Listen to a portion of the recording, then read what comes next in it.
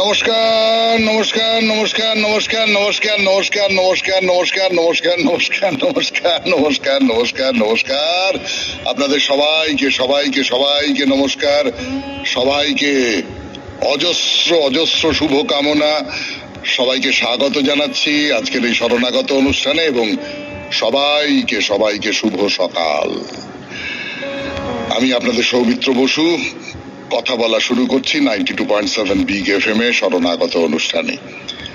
প্রথমে যথারীতি বেনি মাধবশীলের পঞ্জিকা অনুযায়ী আজকের দিনটার কথা বলবো। আজকে 21শে জ্যৈষ্ঠ 1431, ইংরেজির 4 জুন 2024, মঙ্গল ত্রয়োদশী।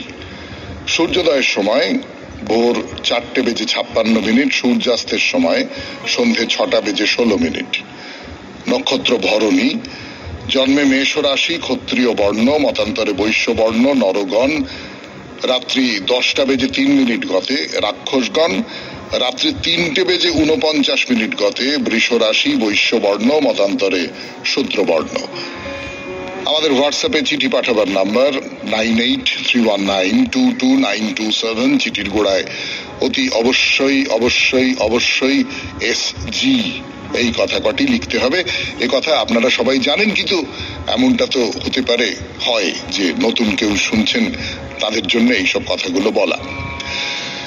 তো এইবারে আজকের অনুষ্ঠান সম্পর্কে বলি। আজকের অনুষ্ঠানে প্রথমে পুরাণ চিরন্তন। পুরাণ চিরন্তনে নতুন একটা প্রসঙ্গ শুরু করব আজকে। না কোনো ব্যক্তির কথা নয়, বা কোনো মুনি ঋষির কথা নয়, কোনো দেবতার কথা নয়, বা পৌরাণিক কোনো চরিত্রের কথা নয়। আজকে একটা গল্প বলবো আপনাদের। সেই গল্পের পেছনে আমাদের চেনা পরিচিত একটা কি বলবো, এটা প্রায় লব্জ আছে, কথা বলা আছে। আমরা বলি না যে সে তো গেল আর অগস্ত্য যাত্রায় গেল। এই অগস্ত্য যাত্রা ব্যাপারটা কি না আপনারা অনেকে জানেন, মোটামুটি জানেন। সেইটা আর একটু বিস্তারিত করে যদি বলা যায় তাহলে কিরকম হয়।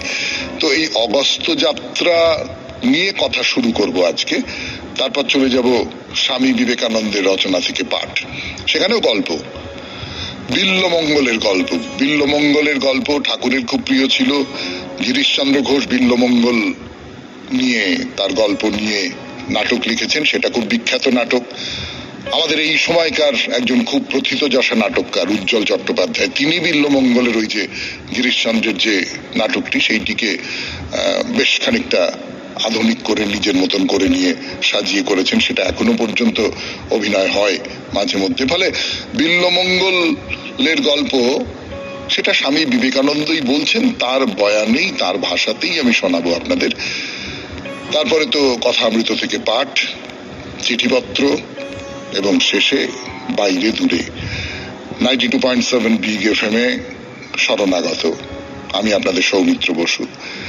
প্রথমে পুরাণ চিরন্তন, অগস্ত্য যাত্রা। ফিরে আসছি গানের পর। অগস্ত্য যাত্রার কথা, পুরাণ চিরন্তন এই পর্বে 92.7 বিগ এফএম এ শরণাগত অনুষ্ঠানে।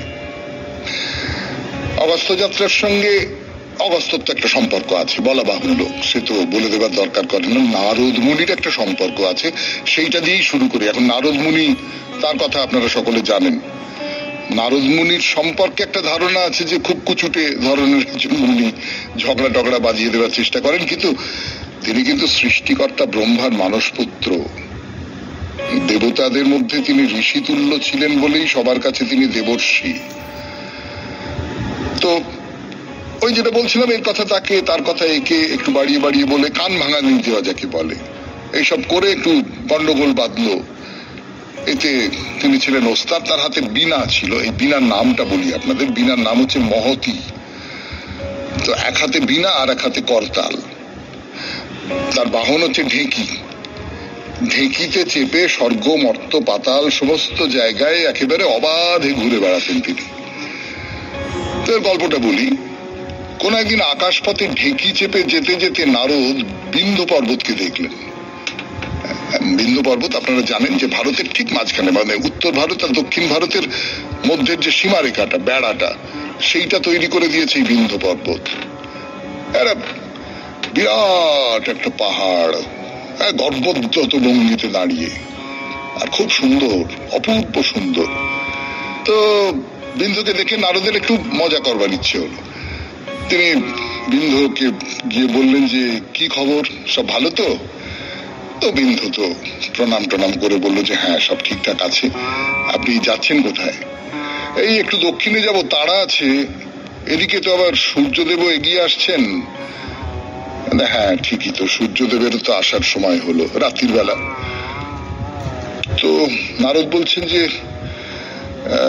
তোমার এই অপরূপ রূপ, তোমার এখান থেকে অসাধারণ সূর্যোদয়, আর গুহা কন্দরে সব বড় বড় মহান ঋষিরা বাস করেন, যত দেখি ততই মুগ্ধ হই। আমার তো মনে হয় তুমিই হতে পারতে পৃথিবীর সর্বশ্রেষ্ঠ পাহাড়। এইবার একটু বিন্ধ্য পর্বতের আঁতে ঘা লেগেছে আর কি। হ্যাঁ, হতে পারতে মানেটা কি? বলছে হতে পারতে মানে আমি সর্বশ্রেষ্ঠ পাহাড় নই। তো নারদ বলছেন সর্বশ্রেষ্ঠ বলতে পারলে আমি সবচেয়ে খুশি হতাম, কিন্তু বিন্দু বলছে এর মধ্যে আবার কিন্তু এলো কোত্থেকে? না, একটা ছোট কিন্তু তো আছেই। আচ্ছা, সূর্যদেব তো তোমাকে পার হয়ে চলে যান। তো নারদ বলছেন না, ছোট্ট একটা কিন্তু তো আছেই। আচ্ছা, এই ঠাকুর দেবতাকে, মন্দিরকে যেভাবে লোকে প্রদক্ষিণ করে, তো সূর্যদেব কখনো যাবার পথে তোমাকে প্রদক্ষিণ করেছেন? তো বিন্দু বলছে কেন, তার তো সময় বাঁধা রয়েছে, একেবারে নিয়ম মেনে চলেন। প্রদক্ষিণ করতে গিয়ে তিনি সময় নষ্ট কি করে করবেন? কিন্তু এটা কি জানো, নারদ বলছেন সূর্যদেব চলার পথে প্রতিদিন মেরু পর্বতকে একবার করে প্রদক্ষিণ করেন। তো বিন্দু বলে যে না না, তা কি করে হবে, এ কথা আমি বিশ্বাস করি না, তার এত সময় আছে নাকি? তো নারদ বলছেন যে ঠিক আছে, আমার কথা শুনে বিশ্বাস করবার দরকার নেই। আজকে তাহলে তুমি স্বয়ং সূর্যদেবকে জিজ্ঞেস করো, একটু পরেই তো আসছেন, জিজ্ঞেস করে নিও বাবা, আমি কিছু জানি না, তুমি জিজ্ঞেস করে নিও। এই বলে তো নারদ চলে গেলেন। যেটা করলেন সেটা কি? এরকম মানুষ চারপাশে পাওয়া যায় তো। ওই বিন্ধুর মনে খানিকটা সন্দেহের বিষ ঢুকিয়ে দিয়ে গেলেন। 92.7 বিগ এফএম এ শুনছেন শরণাগত, শুনছেন বিন্ধ্য পর্বতের কথা, অগস্ত্য যাত্রার কথা। ফিরে আসছি গানের পর।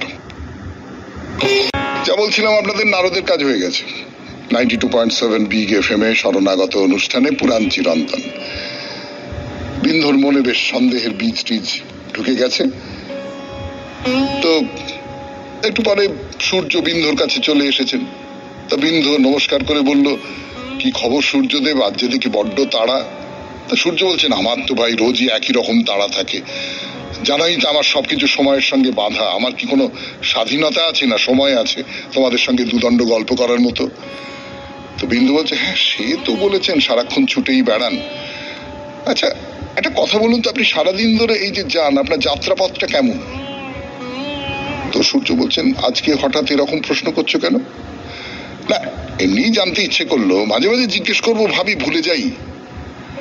তো সূর্য যেতে যেতে যেতে যেতে বলছেন, এই তো একদম সকালে পূব দিকের থেকে রওনা হই, সারাদিন চলতে চলতে তোমাদের দেখতে দেখতে পশ্চিমে পৌঁছুই, সেখানে মেরু পর্বতকে একবার প্রদক্ষিণ করে অস্ত যাই, আবার পরদিন সেই একই কাজ।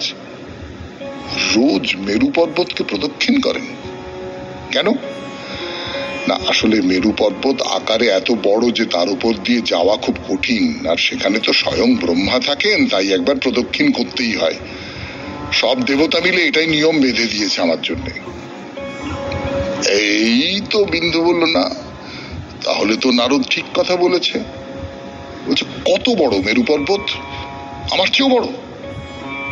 তো সূর্য বলছে, তুমি কোনো তুলনাই হয় না, মেরু পর্বত তোমার চেয়ে অনেক অনেক বড় বিন্ধু। তো বিন্ধুর তো খুব রাগ হয়েছে। পুরাণের সেই যুগে পাহাড়েরা ইচ্ছে মতো চলাফেরা করতে পারত, আর বিন্ধু নিজের শরীরকে দরকার মতো বড় বা ছোট করে ফেলতেও পারত। সেইবার নিজের শরীরটাকে বড় করতে আরম্ভ করলো, বড় বড় হয়ে উঠছে, এত বড় যে সূর্য আর যেতে পারছে না, সূর্যের রাস্তা বন্ধ হয়ে গেছে। তো সূর্য বলছে, এরকম করলে কি করে চলবে, আমি ওদিকে যাব কি করে? বিন্দু বললো, আমাকেও একবার প্রদক্ষিণ করে তবে যাবেন। ভালো করে দেখুন এবার, আমি মেরু পর্বতের চেয়ে কিসে কম? এই অবধি থাক আজকের গল্প, পুরাণের গল্প। পুরাণ চিরন্তন 92.7 বিগ FM শরণাগত অনুষ্ঠানে। এরপর তাহলে স্বামী বিবেকানন্দের রচনা থেকে পাঠ। রচনার নাম বিল্বমঙ্গল। ফিরে আসছি গানের পর। বিবেকানন্দের রচনা থেকে পাঠ 92.7 বিগ FM শরণাগত অনুষ্ঠানে। বিল্বমঙ্গল। ভক্তমাল নামক একখানা ভারতীয় গ্রন্থ হইতে এই কাহিনীটি গৃহীত। এক গ্রামে জনৈক ব্রাহ্মণ যুবক বাস করিত। অন্য গ্রামের এক দুশ্চরিত্রা নারীর প্রতি সে প্রণয়াসক্ত হয়। গ্রাম দুইটির মধ্যে একটি বড় নদী ছিল। প্রত্যহ খেয়া নৌকায় নদী পার হইয়া যুবক তাহার নিকট যাইত।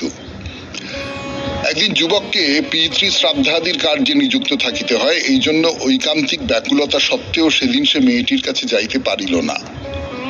হিন্দু সমাজের এই অবশ্যকরণীয় অনুষ্ঠান তাহাকে সম্পন্ন করিতে হইয়াছিল। যুবক ছটফট করিতে থাকিলেও তাহার কোনো উপায় ছিল না। অনুষ্ঠান শেষ করিতে রাত্রি হইয়া গেল। তখন ভীষণ গর্জন করিয়া ঝড় উঠিয়াছে। বৃষ্টি নামিল। প্রচন্ড তরঙ্গাঘাতে নদী বিক্ষুব্ধ হইল। নদী পার হওয়া বিপজ্জনক, তথাপি যুবক নদী তীরে উপস্থিত হইল। খেয়াঘাটে নৌকা নাই। এ দুর্যোগে মাঝিরা নদী পার হইতে ভয় পায়। যুবক কিন্তু যাইবার জন্য অস্থির। মেয়েটির প্রেমে সে পাগল, তাহাকে যাইতেই হইবে। একখণ্ড কাঠ ভাসিয়া আসিতেছিল, তাই ধরিয়া সে নদী পার হইল।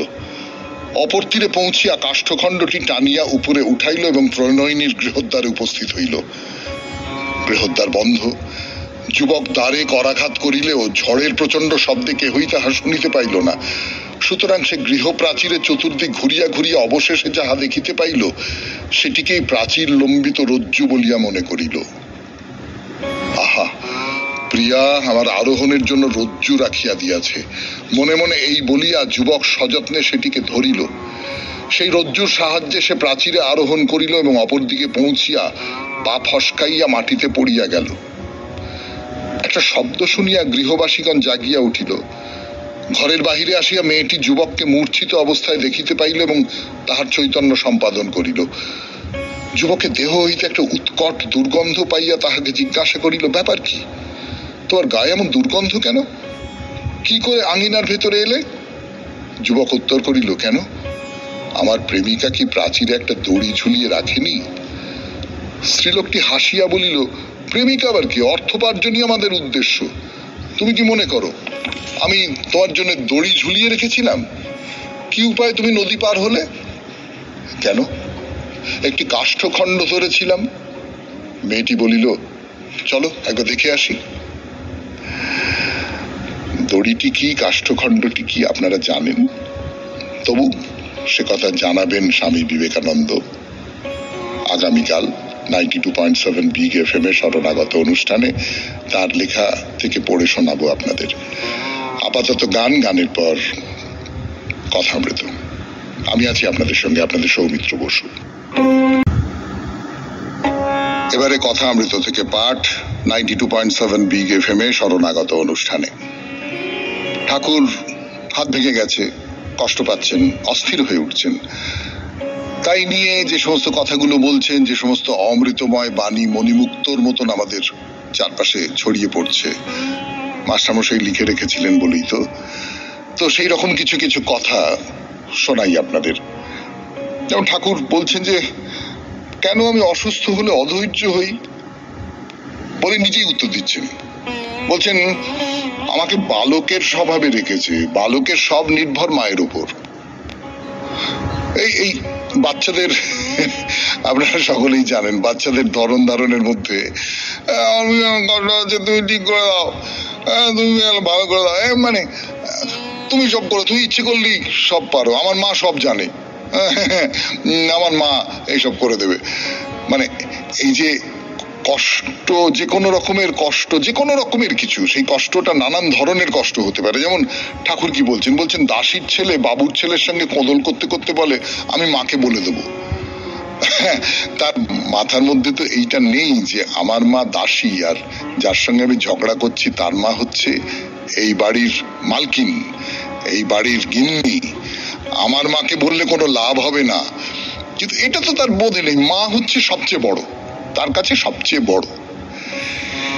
এই যে মা যে সবচেয়ে বড়, এটা একটা বাচ্চা ছেলে যেভাবে বিশ্বাস করে যে আমার মা সব জানে, আমার মা সব পারে, আমার মা ইচ্ছে করলে সবকিছু করে দিতে পারে, এই রকম করে যে এই মনের মধ্যে একটা গভীর বিশ্বাস আছে তার, এই বিশ্বাসটা নিয়ে ঈশ্বরের আরাধনা করা। যে আমি কিছু জানি না, আমি কিচ্ছু বলতে পারবো না, আমার মা ঠিক করে দিচ্ছে না, কেন করে দিচ্ছে, এই রকম যে এই যে বালকের স্বভাব, এই বালকের স্বভাবটা তার আছে। বালকের মধ্যে আর একটা কি আছে আমরা সবাই জানি। বালকের মধ্যে যেটা আছে সেটা হচ্ছে বিশ্বাস, প্রগাঢ় বিশ্বাস। মানে সে বিশ্বাসের মধ্যে কোনো সংশয়ের কাঁটা নেই, এই রকম বিশ্বাস, এই রকম সরলতা, এই হচ্ছে বালকের স্বভাব। তো ঠাকুর বলছেন যে রাধা বাজারে আমাকে ছবি তোলাতে নিয়ে গিয়েছিল, সেদিন রাজেন্দ্র মিত্রের বাড়ি যাওয়ার কথা ছিল, কেশব সেন আর সব আসবে শুনেছিলুম, গোটা কত কথা বলবো বলে ঠিক করেছিলুম, তো রাধা বাজারে গিয়ে সব ভুলে গেলাম। তখন বললাম মা তুই বলবি, আমি আর কি বলবো। তো সত্যি আমি আর কি বলবো। ঠাকুর এই যে কথাগুলো বলেন ভেবে দেখুন তো, পাঠশালা পালানো ছেলে, সবে পাঠশালায় ভর্তি হয়েছেন, একটু একটু শিখেছেন, অঙ্ক শিখেছেন, যোগ শিখেছেন, বিয়োগ শেখাবার নাম করতেই পালিয়ে গেছেন। বিয়োগ আবার কি, বিয়োগ বলে কিছু নেই, সবটাই যোগ, সবটাই যুক্ত হওয়া, সবটাই আরো আরো আরো আরো আরো আরো আরো নতুন আনন্দ, নতুন আনন্দ, নতুন আনন্দ এসে জড়ো হচ্ছে আমার চারপাশে। বিয়োগ বলে কিচ্ছু হয় না বলে পালিয়ে এসছে। তো সেই মানুষটা এই গোটা কথামৃতের যে কথাগুলো সেইগুলো বলছেন, তো এটা কল্পনা করা যায়। তো কি বলছেন যে না আমি মানে প্রথমে ঠিক করে রেখেছেন যে এই কথাগুলো বলবো, যেমন লোকে বক্তৃতা দেবার আগে ঠিক করে রাখে। ঠাকুর তো বক্তৃতা দেন না, ঠাকুর কথোপকথন, কথাবার্তা বলেন। কিন্তু তারপর বলছি না না না আমি কিছু বলবো না, ও যা বলবার মা বলবে, মা যদি বলায় তো বলবো, মা যদি না বলায় তাহলে বলবো না। এই হচ্ছে নির্ভরতা। এই নির্ভরতাটা আমরা পারি না। 92.7 বিগ FM এ শরণাগত অনুষ্ঠানে শুনছেন কথামৃত থেকে পাঠ। আমি আপনাদের সৌমিত্র বসু ফিরে আসছি, একটু গান শুনি। ঠাকুর বলছেন তার নিজের সম্পর্কে নানান রকম কথা, তার নিজের উপলব্ধির কথা। ঠাকুর কিন্তু খুব কি বলবো, খুব নিশ্চিত নন নিজের সম্পর্কে। তার করতে করতে এরকম হয় না যে যাত্রাপথে চলতে চলতে আমরা নিজেকে চিনতে চিনতে যাই, প্রায় সেই রকম করে ঠাকুর যেন নিজেকে চিনতে চিনতে যাচ্ছেন। বলছেন আমার জ্ঞানীর স্বভাব নয়, জ্ঞানী আপনাকে দেখে বড়, বলে আমার আবার রোগ। তো কুয়ার সিং বললে তোমার এখনো দেহের জন্য ভাবনা আছে। আমার স্বভাব এই, আমার মা সব জানে। রাজেন্দ্র মিত্রের বাড়িতে তিনি কথা কবেন, সেই কথাই কথা। সরস্বতীর জ্ঞানের একটি কিরণে 1000 পণ্ডিত থ হয়ে যায়। ভক্তের অবস্থায়, বিজ্ঞানীর অবস্থায় রেখেছে, তাই রাখাল প্রমুখের সঙ্গে ফচকেমি করি। জ্ঞানীর অবস্থায় থাকলে উটি হতো না। এই যে ফচকেমি করছেন রাখালদের সঙ্গে, তার কারণ আমি তো জ্ঞানী নই, আমি সাধারণ, এমনি এমনি যা করছেন মা করছেন, আমি কিছু জানি না, আমি এমনি করছি, ফচকামি করছি, মজা করছি, রসে বসে আছি। এই রসে বসে তিনি আছেন। তো এই অবস্থায় দেখি মাই সব হয়েছেন, সর্বত্রই তাকে দেখতে পাই। কালীঘরে দেখলাম মাই হয়েছেন, দুষ্ট লোক পর্যন্ত, ভাগবত পণ্ডিতের ভাই পর্যন্ত। রামলালের মাকে বকতে গিয়ে আর পারলাম না, দেখলাম তাঁরই একটি রূপ। মাকে কুমারীর ভিতর দেখতে পাই বলে কুমারী পূজা করি। আমার মা মানে ভক্তদের শ্রী শ্রী মা পায়ে হাত বুলিয়ে দেয়, তারপরে আমি আবার নমস্কার করি। এই যে সব কিছুর মধ্যে তাকে দেখা, যা কিছু আছে সব কিছুর মধ্যে তিনি আছেন, তার ঐশ্বর্য প্রকাশ পাচ্ছে, তার যে প্রকাশ সেইটা যেন আলোর মতো ছড়িয়ে পড়ছে। বাইরে যা কিছু দেখছি, বাইরের যে রূপটা, আমরা সেই বাইরের রূপটাই তো দেখছি। আপনাকে আমি যখন দেখছি অমুক বাবু, আপনি আমাকে যখন দেখছেন তখন দেখছেন অমুক বাবু, তার ধারে পাশের যে পরিচয়। আপনাকে আমি যখন দেখছি যে শরণাগত শ্রোতা অমুক বাবু, আপনি আমাকে যখন দেখছেন শরণাগত করেন অমুক বাবু। তারও ভিতর থেকে একটা অন্য আলো বিচ্ছুরিত হচ্ছে, সেই আলোটা আমরা দেখতে পাই না, সেইটা ঠাকুর দেখতে পান। তো এই যে শ্রীমা ঠাকুরের পায়ে হাত বুলিয়ে সেবা করেন, পা টিপে দেন। সে পা টিপে দেওয়া হয়ে গেল, তারপর ঠাকুর আবার তাকে নমস্কার করেন। তোমার ভেতরে যে তিনি আছেন, আমি তাকে নমস্কার করছি। এই যে তোমরা আমার পায়ে হাত দিয়ে নমস্কার করো, হৃদয়ে থাকলে পায়ে হাত দেয় কে? কাউকে পা ছুঁতে দিত না। এই অবস্থায় রেখেছে বলে নমস্কার ফিরতে হয়। দেখো, দুষ্ট লোককে পর্যন্ত বাদ দেবার জো নেই। তুলসী শুকনো হোক ছোট হোক, ঠাকুর সেবায় তো লাগে। তেমনি করে যে দুষ্ট লোক, সেও, তার ভেতরেও তিনি আছেন। 92.7 বিগ এফএম এ শুনছেন কথামৃত থেকে পাঠ। আমি আছি আপনাদের সৌমিত্র বসু। ফিরে এলাম গানের পর 92.7 বিগ এফএম এ শরণাগত অনুষ্ঠানে। ঠাকুরের কথামৃত থেকে পাঠ।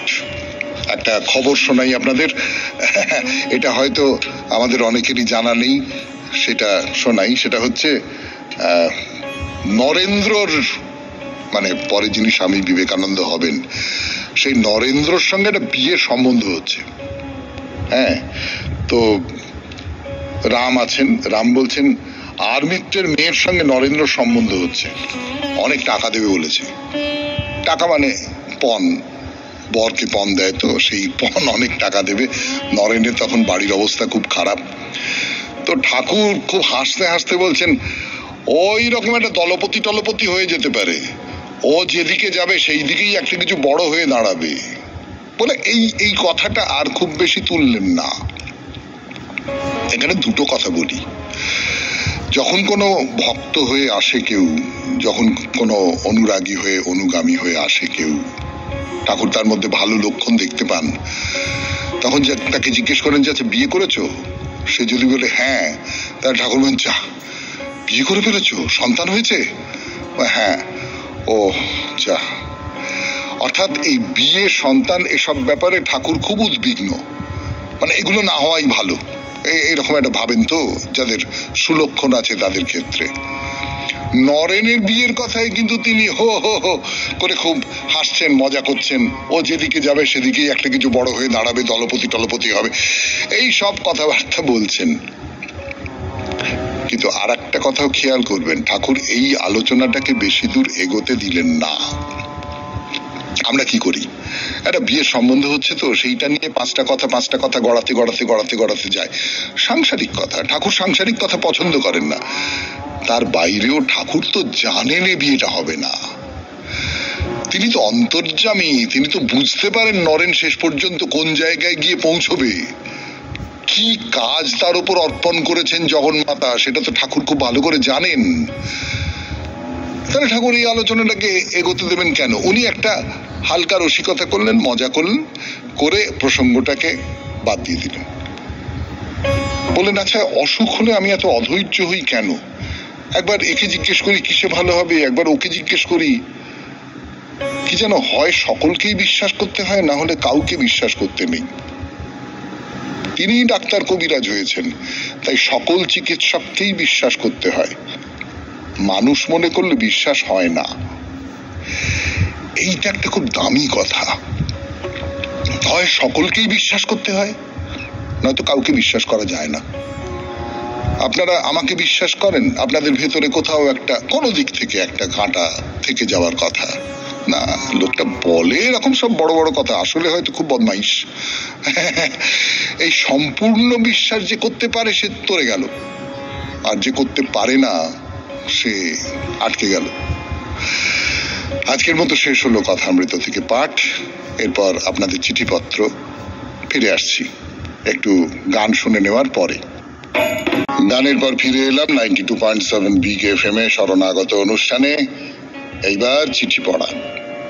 আর চিঠি পড়বো আজকে যার চিঠি পড়বো তার নাম চৈতালি বাগচি। লিখেছেন হাজরাপাড়া লেন, বালি, হাওড়া থেকে।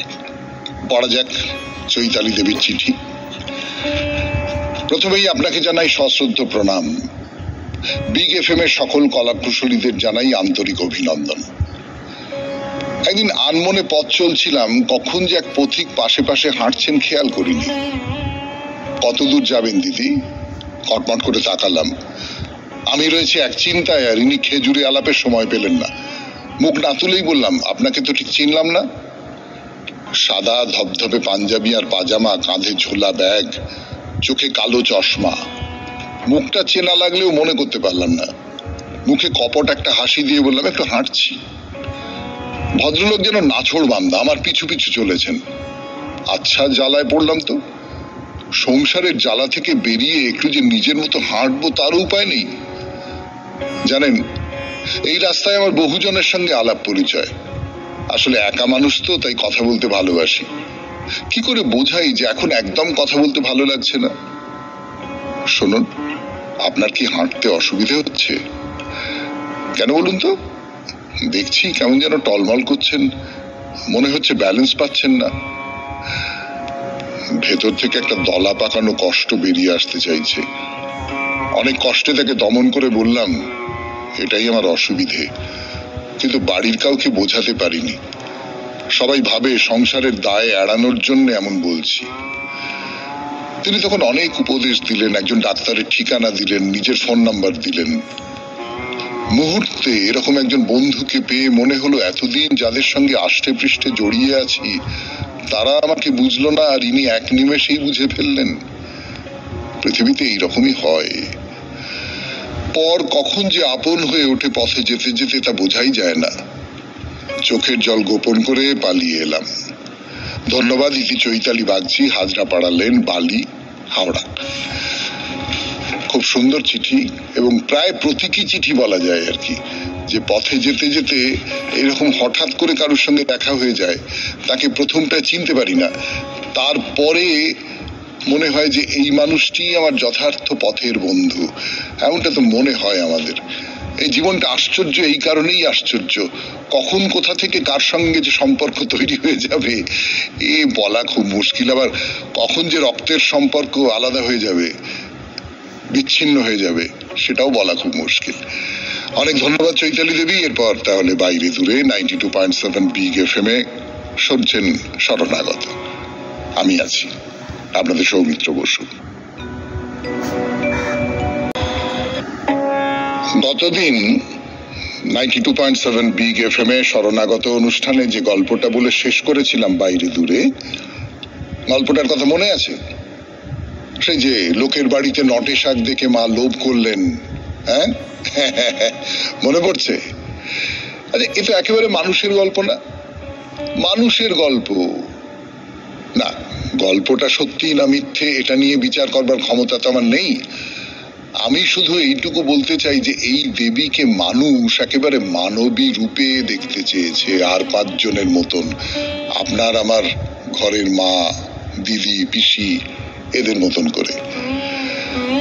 আর একটা গল্প ঠিক নয়, বলতে পারি উপলব্ধির কথা শোনাই আপনাদের। মা নাকি রোজ মন্দিরের এলাকায় ঘুরে ঘুরে বেড়ান, রাত্রে, ভোরবেলা। হ্যাঁ, পুরোহিতরা যারা এখানে থাকেন একবারে ভোরবেলা স্নান করেন। তো মাও ভোরবেলা স্নান করেন, তার শব্দ পাওয়া যায়, টের পাওয়া যায় মা ঘুরে ঘুরে বেড়াচ্ছেন, তার নুপুরের শব্দ শোনা যায়। মন্দিরে বাইরের লোক আসবার আগেই তার পরিক্রমা শেষ হয়ে যায়, তিনি আবার মন্দিরের ভেতরে গর্ভগৃহে মূর্তি হয়ে যান। কি দারুণ না? ভাবতেই কিরকম রোমাঞ্চ হয়। তো এই হলো রাজবলহাটে রাজবল্লভী দেবীর বৃত্তান্ত। যদি জিজ্ঞেস করেন, আচ্ছা আপনার কথা শুনে বা না শুনে মাকে দর্শন করতে তো খুব ইচ্ছে করছে, তা একটা রাত্রির যদি রাজবলহাটে থাকতে চাই তাহলে কি ব্যবস্থা আছে তার? না, মন্দিরের ভেতরে কোন রকমের কোনো ব্যবস্থা যে আছে এমনটা নয়, তবে মন্দিরের বাইরে ছোটখাটো হোটেল, লজ এইসব আছে, যেমন সব তীর্থস্থানেই থাকে। ব্যাস, রাজবল্লভী দেবীর কথা শেষ। এইবার তাহলে অন্য কোনো মন্দিরের দিকে যাওয়া যাক। এই রাজবলহাটেরই কোনো মন্দিরে। হ্যাঁ, রাজবলহাটে অনেকগুলো মন্দির আছে, তার মধ্যে সবচেয়ে বিখ্যাত মন্দির নিশ্চয়ই দেবী রাজবল্লভীর। তার নামেই এই রাজবলহাট নাম দেওয়া হয়েছে। কিন্তু তার বাইরেও একটা দুটো মন্দির দর্শন করিয়ে দিই আপনাদের। যেমন ধরা যাক রাধাকান্ত জিউয়ের মন্দির, বৈষ্ণব মন্দির। মন্দির দর্শন তো হবে, তার আগে কিছু জরুরি কথা একটু বলে নিতে হবে। তো রাজবলহাটের এই জায়গাটার নাম হচ্ছে শিলপাড়া।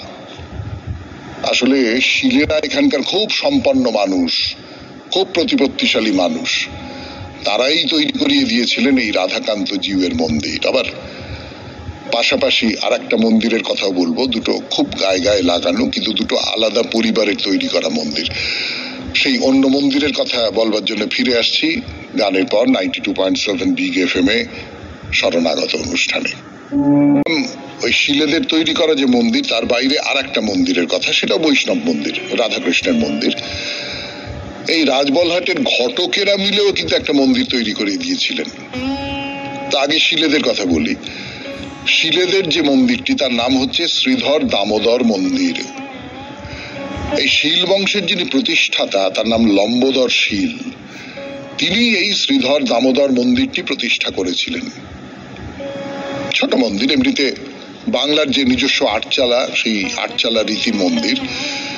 কিন্তু যে কারণে এই মন্দিরের কথা খুব আলাদা করে বলা দরকার, এটি একটি টেরাকোটা বা পোড়ামাটির কাজে ভরা মন্দির। অবশ্য এখন বেশ কিছুদিন এইসব মন্দিরের দেখভাল তো ঠিক মতো হয় না, তাই টেরাকোটার অনবদ্য সব কাজ অনেকটা পর্যন্ত নষ্ট হয়ে গেছে। কি কি ধরনের মূর্তি বা অলঙ্করণ আছে এই মন্দিরে? একটা কথা মনে রাখতে বলি, যখন এই মন্দির তৈরি হচ্ছিল সেটা হচ্ছে 1724 খ্রিস্টাব্দ।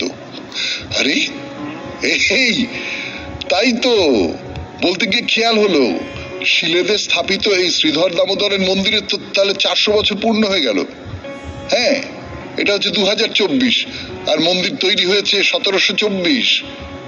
বাহ বাহ বাহ বাহ, খুব ভালো খুব ভালো, এটা তো আগে খেয়াল হয়নি। এই বছরেই এই দিনে আপনাদের সামনে এই মন্দিরের কথা বলতে পারছি ভেবে মনটা খুব খুশি হয়ে উঠছে। যাই হোক, যে কথা বলছিলাম, এই যে পোড়ামাটির কাজ, এর মধ্যে ধরুন রামায়ণের যুদ্ধের দৃশ্য আছে, আবার সেই সঙ্গে আছে জাহাজ আর নৌকোর ছবি, দৈনন্দিন জীবনের নানান ছোট ছোট ছবি। দৈনন্দিন জীবন মানে কিন্তু আজ থেকে 400 বছর আগেকার জীবন। তার একটা রূপ পাওয়া যায় এই সমস্ত টেরাকোটা কাজের মধ্যে। কিন্তু যেটা বলবার কথা, এইসব প্রাচীন শিল্পের নিদর্শন কেমন করে সংরক্ষণ করতে হয় তা নিয়ে তো আমাদের বহু মানুষের কোনো জ্ঞানগম্যি নেই। তার প্রমাণ পাওয়া যাচ্ছে মন্দিরের গায়ে। কি সেই প্রমাণ, সেটা আজকে বরং থাক, সকালবেলা আপনাদের মন খারাপ করিয়ে দেব না, বলবো পরের দিন 92.7 বিগ এফএম এ শরণাগত অনুষ্ঠানে। তার কারণ সময় হয়ে গেছে, এবার চলে যেতে হবে। তো আমাদের হোয়াটসঅ্যাপে চিঠি পাঠাবার নাম্বার 9831922927। চিঠির গোড়ায় অতি অবশ্যই SG এই কথাটি লিখবেন। এইবারে তাহলে আপনাদের সামনে কবিতা। আজি এ নিরালা কুঞ্জে আমার অঙ্গ মাঝে, বরণের ডালা সেজেছে আলোক মালার সাজে। নব বসন্তে লতায় লতায় পাতায় ফুলে, বাণী হিল্লোল উঠে প্রভাতের স্বর্ণ কুলে। আমার দেহের বাণীতে সে দোল উঠিছে দুলে, এ বরণ গান নাহি পেলে মান মরিব লাজে। ওহে প্রিয়তম দেহে মনে মম ছন্দ বাজে।